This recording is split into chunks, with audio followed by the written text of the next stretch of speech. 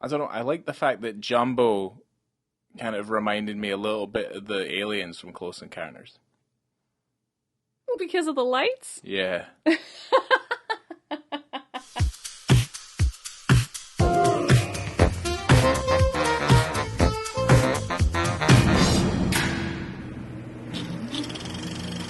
Well, hello there. Welcome to On the Beat, the podcast that uncovers full frontal male nudity in cinema. My name is Laura.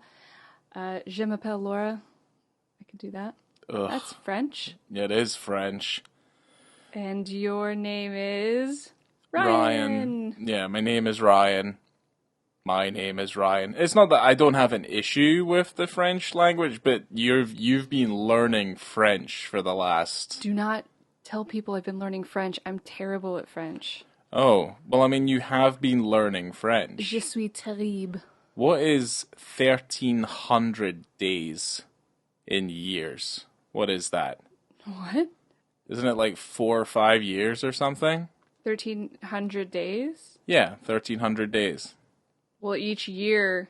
Is 365, right, I'm aware. Yeah, so it's about... Like it's 4 about years? 4 years. Let's say 4 years, steadily creeping up on 5. Are you talking about my Duolingo streak? Yeah. Creeper. I mean, I do one lesson a day. I'm not very good at French, and... well, I don't know. It came in a little bit handy because our film that we're talking about today is the 2020 drama romance fantasy Jumbo, which is a French film. It's our first non-English speaking film, not our first foreign film. No, we've necessarily. covered... Yeah, no, we've definitely covered, like, foreign films. I would also put it Play in the Fields of the Lord under the bracket of a non-English speaking movie, because I mean that film's 4 hours and half of it is is in a completely different dialect. I don't know. Yeah. I mean, we're going to delve more into that, but this is our first one, so it's a very exciting one. I think this movie's pretty cool. It's, again, a French film. Yeah, this won't be the first French film we'll cover. No. Those French, they do like to show the odd knob or two. Bless them. Bless their French hearts. This film was shot in Belgium and in Luxembourg. I think they both had funds into the film, so they shot a little bit here, shot a little bit there. Yeah, Jumbo is an international co-production of France, Belgium, Luxembourg. Oui. So really, that was 3 separate places who definitely wanted to see this story told. Yeah. Yeah. It's an important story. We needed to see the story. This stars Noam Merlan, Emmanuel Bercot, Bastien Bouillon, and Sam Lewick in this film. Zoe Wittock is the director as well. But I kind of jumped into that because I wanted to say... oh gosh, I already forgot how to say her name. Noemi Merlan is... also, you'll recognize her from Portrait of a Lady on Fire. Yes. And also, we just watched Tar. Yeah, she's in that yesterday. as well. Yeah, she's coming up. Yeah, no, she's phenomenal. She is the... yeah, she's probably the main reason to watch this film. Absolutely. She's very much the foundation of this movie. But other than her, Zoe Wittock, she hails from Belgium, and this is her directorial debut, and she wrote this movie, and she also directed it. This movie debuted at Sundance. She was listed as one of the directors to watch for 2020, and her filmography is quite short, obviously. This is only her first feature, and she's got a couple of shorts under her belt. And one of those shorts is a demo. I think that's how you say that. I can't see your notes, so I can't correct your French. ADEM-MOT. A demo. Okay. So I'm assuming that means... something word. Well, you understand. Mo is word. Yes. And I don't know. Silent word. Oh. Yeah, there you go. See? 50%. Yeah, well, I'll take it. I bet you're beaming right now because you're able to understand some of that. Good thing no one can see my face. You know some French. What are you talking about? I keep saying oui. Yeah, of course. And that was in 2014, and her other short was in 2017, and it was called This Is Not an Umbrella. Probably a film about something that was not an umbrella. Does she have anything coming up? Were you able to, did you catch No. any of that? There wasn't anything on the Letterboxd, and she doesn't have a Wikipedia, and trying to figure out if she had any kind of projects coming up, I couldn't see anything. It's about time. I'm ready. I'm assuming she does. I don't think Jumbo is a bad film. No. I think it's a perfectly fine directorial debut. But I think the story is something that's fascinating, and certainly this film itself opens with inspired by a true story. Absolutely. So the synopsis that I pulled from Letterboxd goes, Jean, a shy young woman, works as a night guard at an amusement park and has a close relationship with her mother. While no man can compete with his opposed duo, I didn't read this beforehand. Oof, It just sounds bad. God, the professionalism just getting Well, thrown no, out it's of just the this is window. how it's written, and it sounds like ass. I mean, it's also probably user generated as well, is it not? I don't know. Who knows? Okay, hold on. Let me go back. All right, While try no again. man can compete with his opposed duo, Jean begins to develop strange romantic feelings for Jumbo, the latest attraction at the theme park. That's it. Sorry. Oh, that's it. Sorry. It felt like there was going to be more. Sexy attraction. This is where we get to talk about weird addictions and weird kind of like. Would you refer to this as like a fetish? Is this a fetish? I don't know if the people that I don't want to say suffer from or have this attraction to inanimate objects. I don't believe they would call it a fetish necessarily. But I don't know who wants to tell their story first. I got a story. You have a story, not a personal story. No. We're not. Don't put me in that. No. In that box, that sexy box. The thing is, you said, "Oh, I watched this film Jumbo," and this is obviously back in 2021, maybe, when you saw Jumbo. Yeah. You watched Jumbo before me, and you're like, "There's a dick in it," and I'm like, "Right, cool." We'll cover Jumbo later on.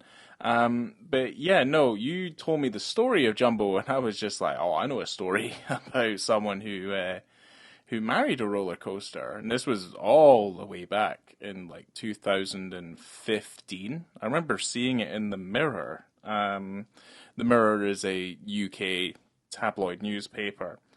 Yeah, you didn't see it reflected back into your eyes in the bathroom when you looked at yourself in the mirror. Oof, right, so let's carry on. So the story I remember was this woman was featured on My Strange Addiction. I don't know if it's an American show. I'd only seen kind of parts of it, but it's basically where people go on with their weird addiction, where they're like drinking detergent or they're eating pottery and stuff like that, like things that you probably shouldn't be doing. Well, the thing is like I do talk about it a little bit.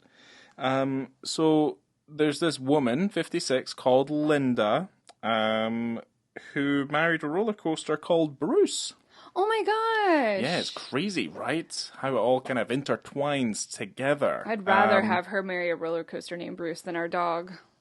I don't need Linda in our house. I think it's okay. I don't seem to have many. It's the same thing I have with like people who fall in love with like trees. Like they're not really hurting anything or hurting anybody, as long as they're just kind of in love with it. You know, people who like to hug trees, like that sort of thing, and they can get their jollies off it just hugging a tree. Well, what if they molest a tree? If they drill a hole in it and they start fucking it? Yeah. Well, then I guess that's when we have to get the police. Okay. But no, Linda, she'd had like past romantic interests in other kinds of inanimate objects. One of which was a locomotive, and another of which was an aeroplane. I mean, how awesome would that be to be like in love with an aeroplane? Like to feel like some sort of sexual attachment to an aeroplane. You think that would be cool? I think it'd be awesome. Okay. Like it'd be so simple. I mean, it's like what you say. Like we have a dog called Bruce. I wouldn't want anyone marrying my dog. No. And I mean, you've no idea. It's like that guy out there who married his donkey. Now that is predatory. I don't like that at all. Obviously. Yeah, There's reasons for that. I think having sex with cars, trains, planes, I think it's fair game. You know, these items don't. Well, these items don't have feelings. You know, and if these people are kind of messed up, just leave them to their locomotives and their roller coasters. It's like, so if John Joe down the street wants to fuck Lightning McQueen, he should absolutely be able to. Lightning McQueen, as in like the animated car. Correct. I mean, that car has quite a notable personality. I don't know if Lightning McQueen would like a man's penis in his exhaust pipe. Yeah. Honestly, but at least he could answer, and at least he could give or rescind consent. Yes, but we're also dealing with inanimate objects as well, which is why I think it's fine. Maybe the tree isn't a fantastic example because technically the tree is a living thing, even though it obviously has no way of communicating to you. Well, actually, no, that's probably a lie. I don't know. Because it's able to communicate the changes in the season. Either way, don't hurt trees. Yeah, I know. I'm digging a tree hole here. I'm digging a real tree bark hole, like a tree dick glory hole. Oh no! But she saw herself. So Bruce is a 70-foot, 70-ton roller coaster. And from what I remember from reading the story originally, the owners of the park or the fair that Bruce was a part of, the owners would kind of just let her in, and she would like stroke the roller coaster, touch the roller coaster. Oh boy! And they felt like she wasn't really doing any harm, as long as it was kind of like, like they understood the extent to like what she was doing. But then she literally got married to this roller coaster. Okay. So she calls herself a self-proclaimed, I would add, objectum sexual. Yes. In that she's obviously attracted to objects. But overall, just also to add, she's not from the UK, she's American. So I just thought I'd kind of put that one in there. Yeah, make sure you put that in, huh? Well, I mean, it was in the article, but she was also part of that show, that My Strange Addiction show as well.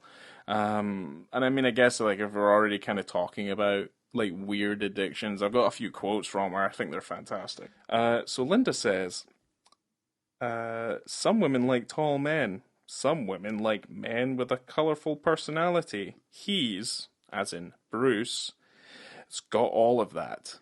Oh. To me, Bruce is just amazing when he stands up and is spread out. Oh. Yes. Okay. And as I wanted, because it was also in the article, I wanted to just talk about this because I thought it was awesome.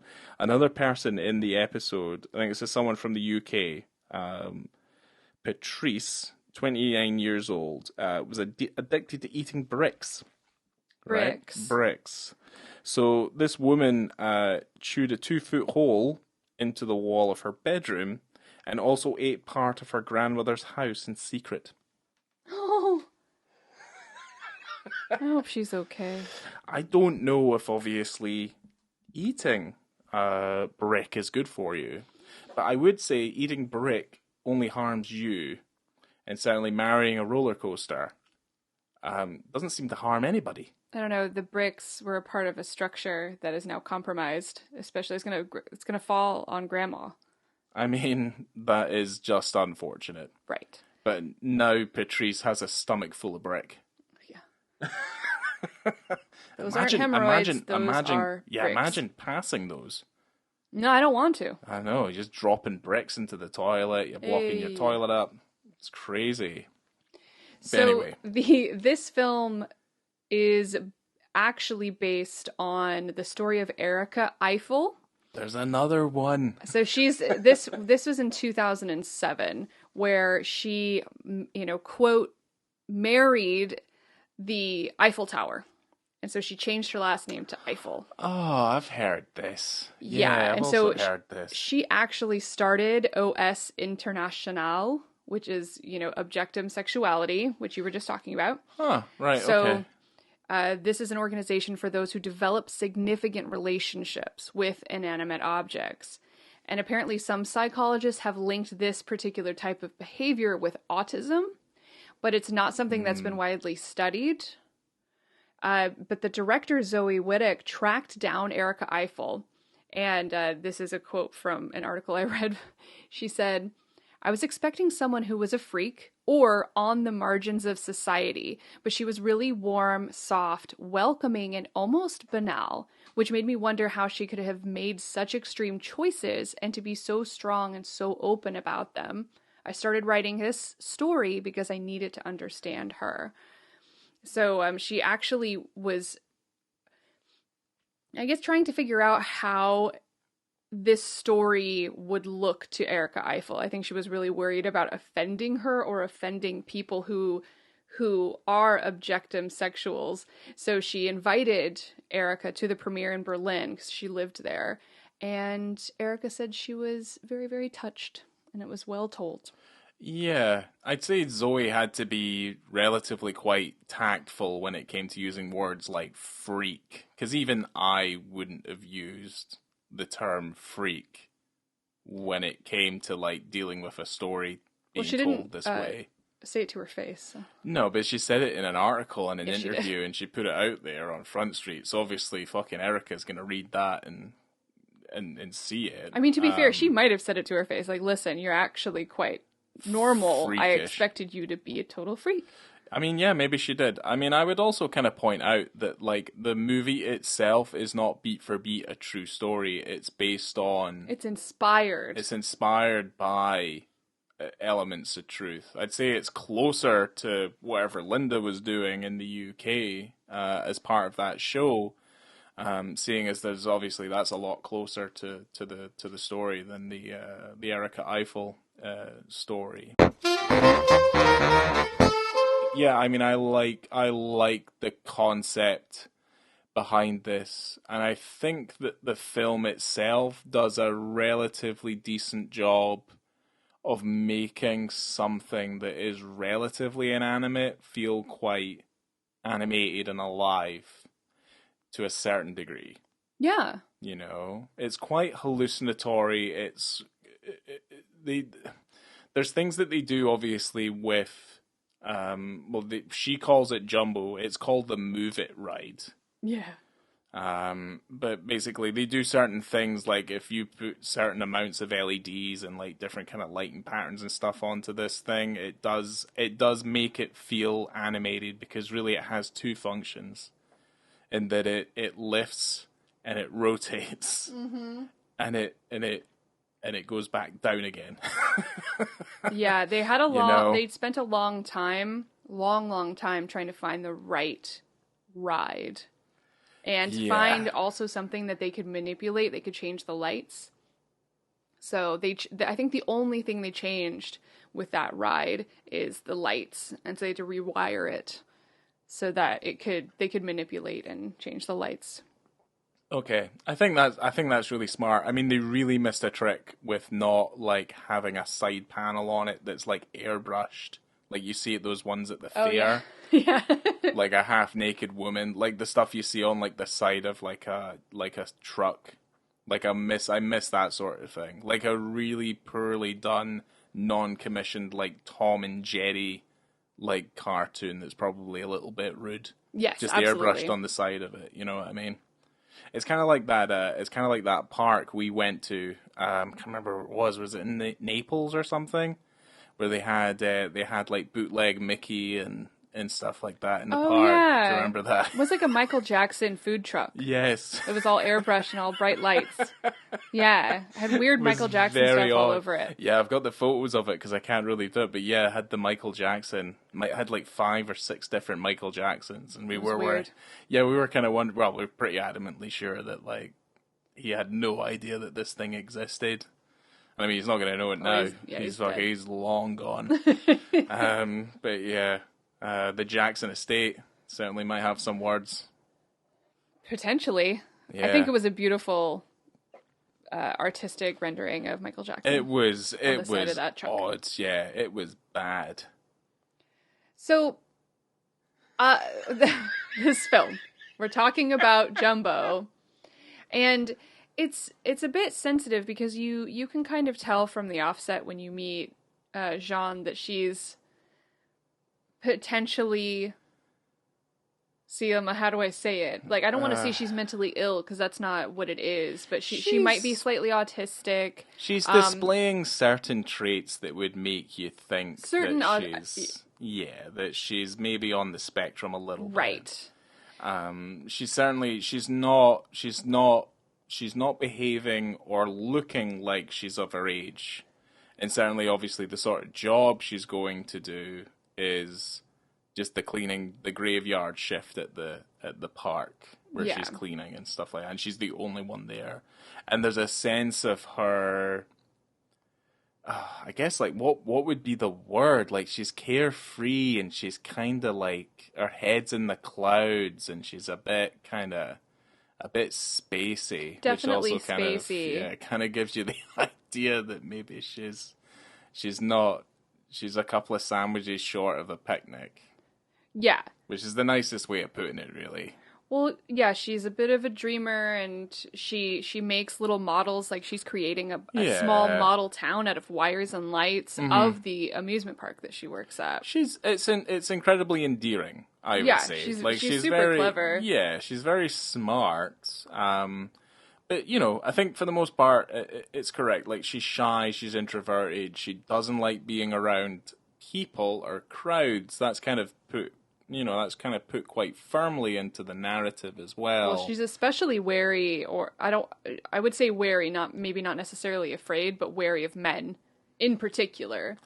Yeah. Not cool with men. No, and a lot of the men who are in this story in particular are not particularly good men. Yeah, they're either rude to her or trying to get something from her. Yeah, most of them. Yeah, because she's a woman. Yeah. It's unfortunate. The only kind of shining character, and he's not introduced particularly well. He ends up being the love interest of her mother.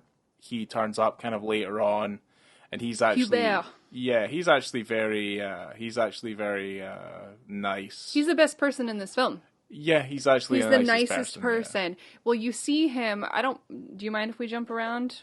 I can wait. Yeah, I don't really have much to say because the film kind of follows a relatively quite methodical structure, and certainly it follows the structure to such an extent that it feels quite repetitious. Well, it's essentially a romantic, I don't want to say comedy, but kind of. Yeah. It's a romantic comedy structure, and where you have two people who fall in love, and then maybe something goes wrong, and then they get back together.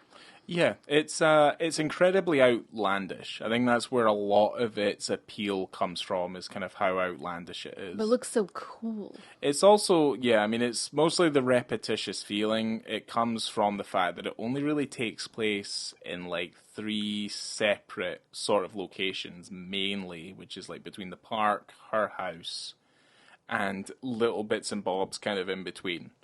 But I guess the story just develops to such an extent where the roller coaster is effectively speaking to her. Yeah. And trying to communicate with her while she's on this night shift. Yes. Well, you also can kind of tell when she's kind of happy and in her little comfortable world in her little unit because everything's really bright and shining and flashing, colorful. So when she meets Jumbo, or, you know, when she calls him Jumbo, it's like bright, flashy, beautiful neon lights. And it's the same when she's kind of in a room and she's working and tinkering with her models and of the amusement park. Like, everything's really sparkly and, you know, she's got lights everywhere, lights all over the ceiling and stuff. So, and when you were talking about how it's only really taking place in 3 different places, I think that kind of lends to how isolated maybe she is, or how isolated I think she wants to be, you know. She's probably a little bit lonely, and so if you know, you kind of go back and forth, like she's always kind of by herself. Yeah. I would also, because she has to obviously get a ride to work, otherwise she's riding on the bus, and it seems like quite a journey, but they're traveling through a forest. Like, her house is through a forest trail, effectively, to then ended up getting to the park. And her mother is...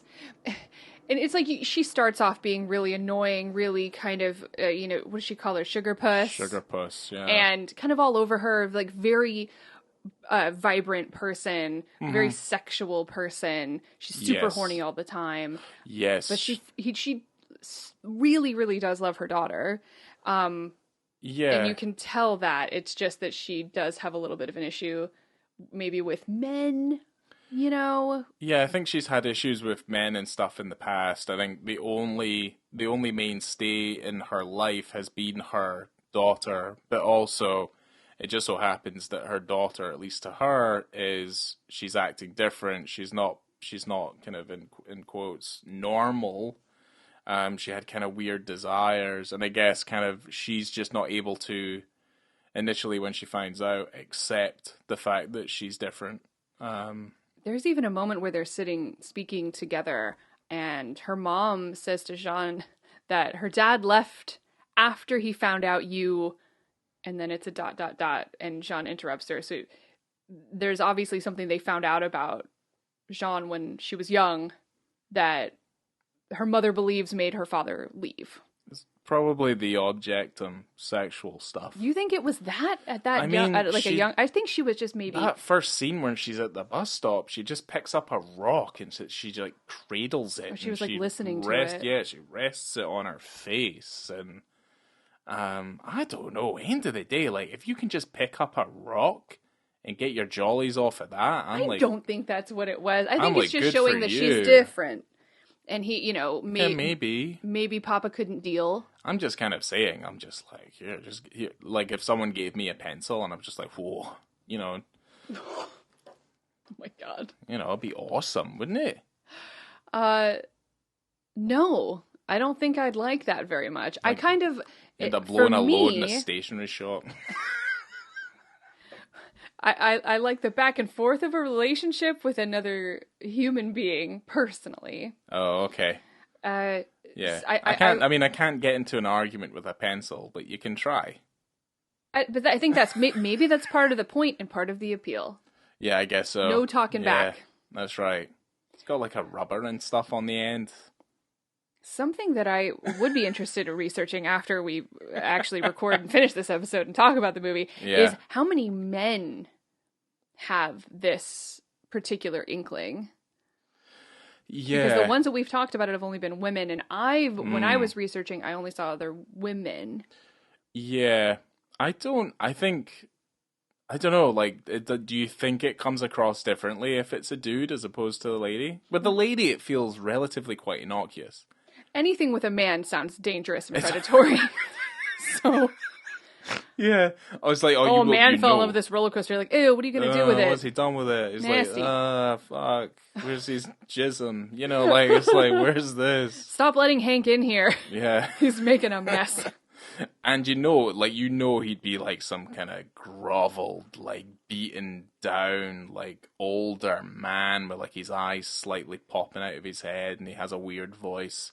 He wheezes a bit when he breathes. Yeah, he's obviously overweight, and he's just like waddles up to the roller coaster, and I think I've missed you. Oh no. It's like, I don't know. Why did we agree to this? I don't know. I don't know. Oh. Well, speaking of groaning sex noises, so there is a sex scene. There's two. There's sex scenes. definitely two. There's There's sex one scenes. there's one that's awesome. That's ambiguous, And then there's another one that's there's another one that's upsetting. just a bit, yeah. But the sex, It's not rape. The sex scene that Or takes is it? place. Well, I can only assume it takes place in her mind. She crawls underneath Jumbo. I don't think that his underneath looks like that, though. I think. Well, she starts sleeping and living under him, right? I wonder if she's actually doing her job. I thought about that watching it the second time. I go, is she doing her job in cleaning and taking out the garbage and then goes to see Jumbo, or is she just completely slacking off at work? I mean, I don't know how much. I don't know how much she would have to have done. I feel like it's a park. Like, you would be cleaning a lot of different But I guess it things. says that she's the security guard, but then she was kind of pushing around like a cleaning cart. I don't know if she's the security guard. Well, I she don't does a think that's night the watch. case. I mean, yeah, maybe, but I mean, she's going around She's cleaning and stuff. It says she's a night guard. But yeah, I don't know. Okay, well, either way. To be fair, for the purposes of the film, I don't think we need to see her job? complete routine at the job. Just I think saying. I don't it think we seems like need she's that. just given up actual work and she's just like all about the sex. I mean, potentially, yeah. I mean, I wouldn't be surprised if that was the case. It's like she's just rubbing herself against the roller coaster. She does. She does. But she goes underneath Jumbo, and it is kind of that ambiguous place between worlds almost. Where It's a white void. White void. And there's all this blackness. It's kind of like a reverse Under the Skin. Yeah. It's definitely under the skin vibes, especially she dips her hand like into the oil onto the ground, like very under the skin vibes. As I like that. That's my favorite part. That's an idea I've had in my head for a while, and I quite liked seeing that because not only does she put her arm into that goop, it comes out perfectly black. Yeah, it's pretty good because oil wouldn't look like that. Hell no. It's kind of like it's slightly translucent, and it's also like a little bit more brown than black. So that was cool. Yeah, I think they did a good job with that moment, really. I think they do. I think they do a good job just with Jumbo in general, I feel like. All the money was spent on Jumbo and worth it. I think that he was the star player, so obviously. Yeah, I don't know. That scene was really cool. And of course, we were also talking when we were watching the film that it has, reminds us a little bit of Titan as well. Yeah. In a way. Less, a bit of objectum sexuality there as well. Yeah, less kind of, there's no real kind of like body horror sort of elements in this thing. No. It's kind of very tame. Very tame. It's rated, when we put it on, because this was streaming on Tubi, it said TVMA, which I found weird. It might be because we're kind of desensitized, but like her boobs are out almost all the time, and we see her vagina, at least like her bush, like the very beginning of the movie. Like we see her dressed and we see her ass, like we see everything. Like right in the beginning. Yeah, she's like fully naked for like large swathes of the film. I guess there is a penis in it as well. And there's also a penis. So for it to get rated mature is genuinely not a surprise. It but just doesn't other seem, than that, it seems fairly tame. There's no real swearing. Like there's nothing really that. Like there's nothing in the language that would give it anything else. But there's an overabundance of nudity in the movie. Yeah. So that's kind of the reason why. I guess. Anyway, that scene was great. I liked it. Yeah. I thought it looked really cool. I'm sure that they spent a little bit of money on some computer graphics to make the oil do the things that it did to her body. Yeah, it looked fine. Yeah, it looked fine. I think it is a visual metaphor of how Jumbo was able to satisfy her sexually. That's true. It was her first orgasm. She got her first orgasm. That means it's real love. Yeah, Jumbo just knew what he was doing. Yeah, he's been around. He's been around some. Yeah. Do you think Jumbo's a bit of a, he's a bit of a scamp? It's a little bit of a slut. Yeah, maybe. Jumbo slut. Just a Jumbo slut. I'm just joking. He's really in love. Okay, that's fine. But this is a moment where I do believe that Jean feels like she can maybe connect with her mother. Yeah. A bit, because her mom's a very sexual person. There's a man in the house who you heard them having very loud sex, and her mom's always trying to say, she's a little bit vulgar, but she's like, oh, this man gave me an orgasm, it's great.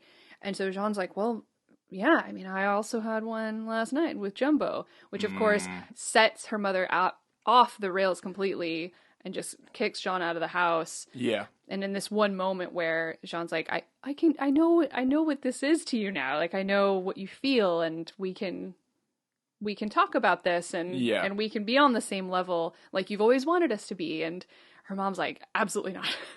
Yeah, she's just not going to accept this particular quirk about her daughter, because it seems fairly obvious to me. I mean, I think her mother's been maybe a little bit ignorant, but it seems obvious to me that they've been dealing with a child who's had issues for maybe quite a while. Yeah. And this is just kind of like the camel that breaks the French mother's back. She's also the mother's always trying to push Jean's boss, Mark, on her. Yeah, and I guess he just keeps coming over and coming around and picking her up and taking her to work, and he's always like... He's a malingerer. Yeah. But this kind of leads us into what is effectively the dick scene. So like I said, he's lingering. He's just kind of around, and he's kind of he's spoken to like her mother and things like that. And I think Jean is starting to spiral a little bit because she's been thrown out the house. It's raining. Jumbo's not talking to her the same way, or she's getting annoyed at Jumbo because he's a little bit too needy. All this sort of stuff. And she ends up, after being out in the rain, she ends up going to where this dude is, the boss, in his office, and he's still there. And I guess the scene itself begins. It's this one shot, and I don't know, did you not know? You noticed the glass, right? So this scene starts, it's an hour, 2 minutes, and 51 seconds, about. Approximately, exactly. But yeah, you start in this office, and you can kind of see her in the back, undressed, very, very dark. There's no bright colors. There's just like a little bit of green in the background, a little bit of red. Yeah. But it's just darkness, and I'm just saying that in contrast to how she is when she's with Jumbo, or when she's like by herself in her room. Everything's kind of bright and colorful and happy. And then she's in this dark, sad little office. And from what I remember, she walks over to him, and she's taken all of her clothes off. And then he does the same.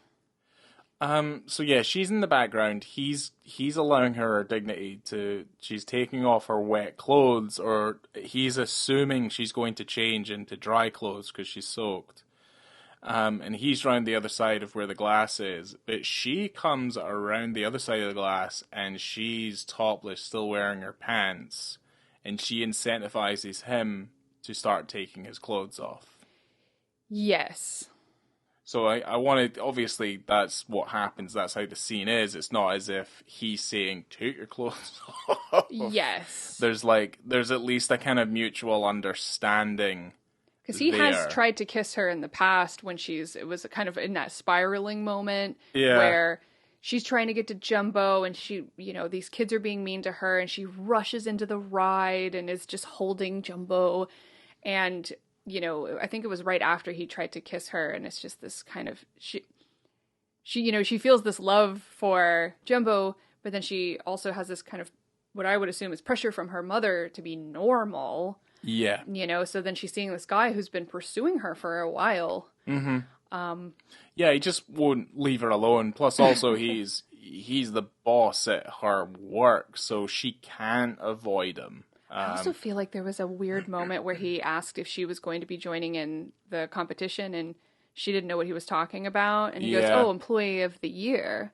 And there's a weird part of me that thinks, like, are you blackmailing her in a weird way? Like, to have a relationship with you to win employee of the year? I don't know who was ever given an absolute shit about winning some sort of contest and being the best employee. Yeah. But I don't know. There was kind of a weird connection there in my head where I thought, are you trying to manipulate her? Yeah, I think he's maybe doing something. He's a little bit slimy.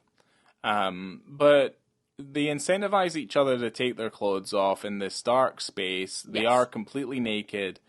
And this is where we see him pretty much in a kind of mid-wide. We see him drawers down. We see his penis. It's still pretty dark, pretty shadowy. It's prominently there, that's for sure. Yeah. It comes out of the darkness. It does, yeah. A bit. And out of the darkness comes some hard pounding. Oof.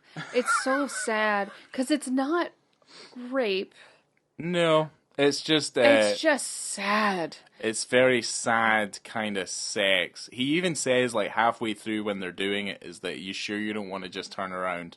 Yeah, he's got her from behind, and you're only watching it in the reflection of a glass on a photograph that's hung on the wall, which I believe is Mark, like, just as an employee on the wall. Yeah, probably. So it's just like his employee photo on the wall, and the glass is we're just watching the glass and the reflection of this sad pounding in the darkness. It's not, I mean, I'd say, like, it is potentially gratuitous, because all I can hear is...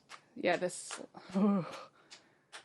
That's all you can hear. And what makes it worse, because you already are uncomfortable, you don't feel good about this, because you know that she loves that ride so much. She's got a dead face on. Also, when the camera moves, or, you know, when the shot changes, and it's just her face with this, like, faceless man behind her just pounding away, and just tears are running down her cheeks. Oh, it's horrible. Yeah. This poor girl. Yeah, Jumbo would never do that. No, good Jumbo. He's a good boy. Yeah. And then right when they're finished, or when he's finished, she tells him... She didn't finish. No. Certainly not. Ugh. Sorry, I'm just... dry poundage. It's pretty great. Yeah, it's pretty gross. It is grim. So... she tells him she doesn't want to marry him. And he's like, well, we should have sex a couple more times before we ask a priest to come over. Well, he says that, doesn't he? He's like, oh, I'm not going to marry you. No, she says it 2 times. Oh, does she? She says it. Oh, I thought he said it. No, oh, because... God. Because she's so... Oof. She just doesn't know. Yeah, she doesn't. Yeah, she doesn't know. Because she had sex with Jumbo, at least in her some mind. reality. Yeah, in her mind. But she wants to marry Jumbo. She does want to marry Jumbo. Oh, we God. do. There is a sense of like trying to keep this poor woman on the straight and narrow, but then also they obviously walk a very fine line of enabling this behavior. And to get, long story short, they do end up trespassing, because they're gonna, the boss, he's just like, it's for your own good, I'm getting rid of the Move It Right. He's selling the Move It Right. After she wins Employee of the Year. And he keeps her on the stage after she won her award. Yeah. And he goes, oh, hold on just a second. He goes, oh, just so you know, Jumbo's not doing that well. He's not like a great attraction, so we're selling him after we close down for the winter. And she flips. She is distraught. Flips. I think she even passes out. She just can't deal. Yeah, it's not good. But... this is also, it kind of came to a head just before, and sorry for backtracking a second, but she feels so awful about having sex with Mark that she runs into the park and is just rubbing her naked body, or at least topless body, all over the ride. And Mark sees her. He's the only one that sees this happening, and she's crying and she's just kissing Jumbo. And Mark then confronts her about it and then makes fun of her. He's like, what is, like he can't comprehend what's happening either. And so then, he makes that decision to sell off Jumbo. Sack Jumbo. But who's the mother's love interest? Hubert? Hubert. Well, there you go. That may be the first time that's ever happened on any of these podcast episodes. What, you remember the lover's name, or you said Hubert in a French accent? The dog came in. He needs to hold on for a second. Yeah. Well, he is the only sympathetic figure, and the mother kind of follows suit because she doesn't want Hubert to kind of leave her either. And I think Hubert is actually speaking quite a lot of sense. It's basically what you said. Yeah, not hurting anyone. He's not. Yeah, she's not hurting anybody. There's no hurt to be had here. The only person that she's effectively going to be hurting eventually would be herself. Yeah. Because there would have to be some level of realization about, what's actually happening, and the fact that, like, it's not like you can take that ride home with you. It's not that you can live with the ride. The ride is kind of, what it is. So effectively, either way, Hubert, I think it's a nice moment. I do think it's also slightly odd. It was there's a lot of things kind of going on in this moment, but she does end up putting on a wedding dress, and they end up going down there to marry her to Jumbo. Yes. She even, the mother, there's a lot of stuff happening in that scene, but the mother even says, till death do you part. Reconciliation. Right. Well, yeah. While the mother is saying, the marriage ceremony, and she goes, well, till death do you part. And she goes, well, you're going to die before him. He can't die. And she's like, just keep going, just keep doing it. Seems like Jumbo hesitates for a second, and it is sugary sweet, in a way, because you have everyone kind of reconciled, and she gets what she wants, and it's a little bit, It walks a bit of a fine line. I feel like I'm on the other side of that, where I think I don't know if I'm particularly a massive fan of it. Because of how contrived I kind of feel like it is. You have two choices here. You have a horrific ending that is incredibly sad, and where she gets everything taken away from her, and she gets put in a hospital. Or there's another ending. There is an ending to that, which is that's bright and sunny. What is it? Hubert goes to the park and he lifts Jumbo up and he walks it back to the house, and he puts Hubert it in their backyard. Yeah. Hell yeah! Aye, because he had that tiny little hat on. He's probably built like a fucking fire truck. Yeah, I bet he could lift it. All right, I like that ending. Yeah, or they airbrush a picture of her with the ride, like on the side and stuff like that, and then it's nice. There and it's immortalized. See, there's a lot of tricks here. They're missing the kind of stuff that I wanted to see. Well, I don't know what I wanted to see. I think I saw what I wanted earlier. It's missing 100% of the airbrushing. That's all I'm saying. Airbrush fan, Ryan Henderson. Amazing. I'm not going to say it's a dying art or anything, but like when you see it, like you're just like, ooh, you know what I mean? Like certainly when it's particularly fucking gaudy. Yeah. Like I think it's awesome. It's so fun. Well, it's nice. You have a reconciliation of the mother and daughter, which was, a really important part of the story. And I think they've accepted each other for who they are, and it's lovely. And now they have their own happy little family. Yeah. Well, it ends with them running out of the park, being chased by some youths. Oh, also, I'm also damn kind of youths. like, those fucking youths. Yeah, they were very so scary, very irritating. Well, again, it's like what we've said before on other episodes, is that if a youth comes up and threatens you, there's not really an awful lot you can do about it. Yeah, you just have to be scared. Because you're the one who gets in trouble. Yeah. Yeah. Do you have anything else to add before we go into our ratings? No. Wow, okay. For visibility, it's kind of a shame that we have to talk about the sad penis scene and not like the cool sex scene with Jumbo. There's no dick in Jumbo. Jumbo or doesn't no, have a dick. No. Yeah, he is an inanimate object that does not have any sort of phallus. No. Whatsoever. It's just a shame. Because for visibility and context, 2.5 for me. Yeah, I'm gonna probably second that. Okay. It's very dark, and I'm not a fan of it. I don't like that penis at all. Get it out of here. No. It's a penis used for suffering. It's also kind of like... Yeah, it's also one of those moments, because of the context of it, I just don't know if I like it being there. Maybe she needed that penis to realize how much she truly loved Jumbo. Yeah. Spoilers for anyone who hasn't watched White Lotus Season 2. Sometimes you just gotta cheat to know what your love is really all about. We found out recently that Orlando is isn't it the cheating capital of the US or something? Or is it the cheating capital of Florida? At least of Florida. At least of Florida. So people cheating all the time. Yeah. Gross. So for the film overall, I gave it a 3.5. I ticked it down a half star the second time I watched it.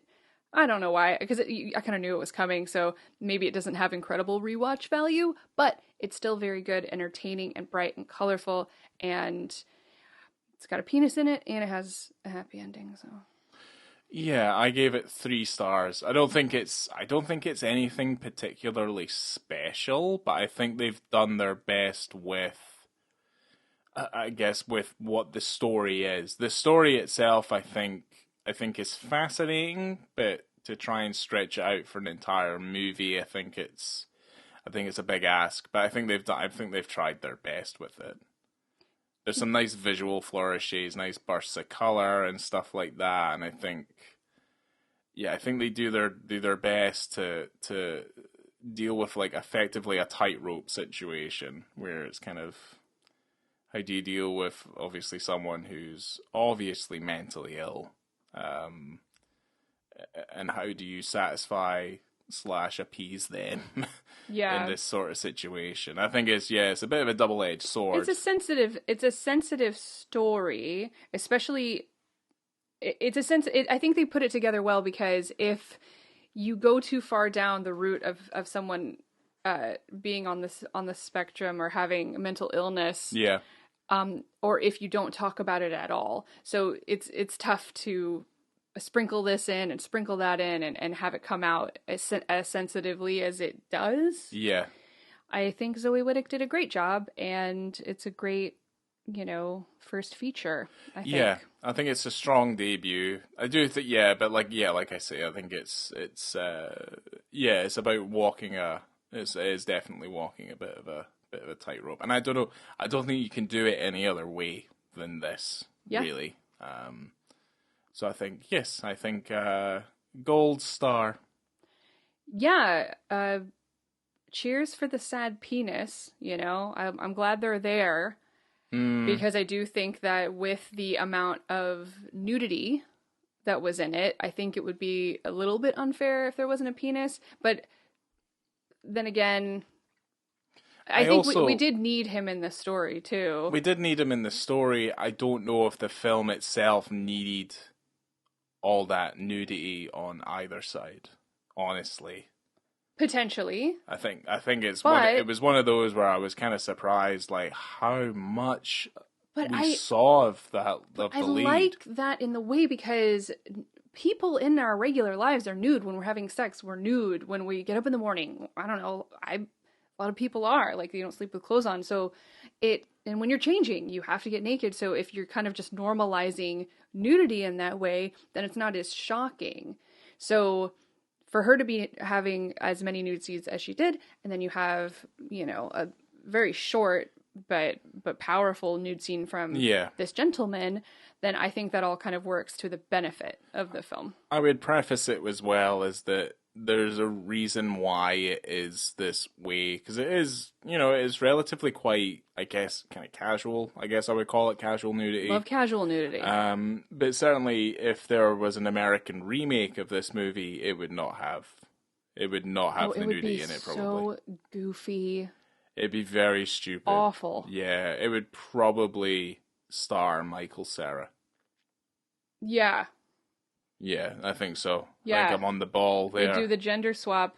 Yeah. Michael Cera would fall in love. I think maybe with we get Michael Cera on the phone ride. and be like, you think you could maybe do this? What, he'd fall in love with a slip and slide, maybe? Yeah, slip and slide, or like like those water slides that are like the bullet, they're like the wedgie makers? Yeah. You could fall in love with one of those. Cool. And the music will be provided by Smash Mouth. Fuck yeah. Yeah. Yes. Yeah. Or as what I've been trying to do is to bring back the new metal end credit song. So like maybe Godsmack could be at the end of it as well. Hell yeah. Yeah. A little bit of Godsmack. Well, I think Smash Mouth makes more sense. Okay. Considering the type of film, because it's going to be a jokey comedy. Yeah, everyone wants to be a superstar. I do think y'all should watch this movie, and it's free on Tubi right now. I'm done. Coming to you from underneath the Move It ride, covered in oil. Jumbo's innards. Ooh, baby. I have been Laura. I'm Ryan. Au revoir, mon amis. Goodbye. Mes amis. Sorry, All right. bad at French.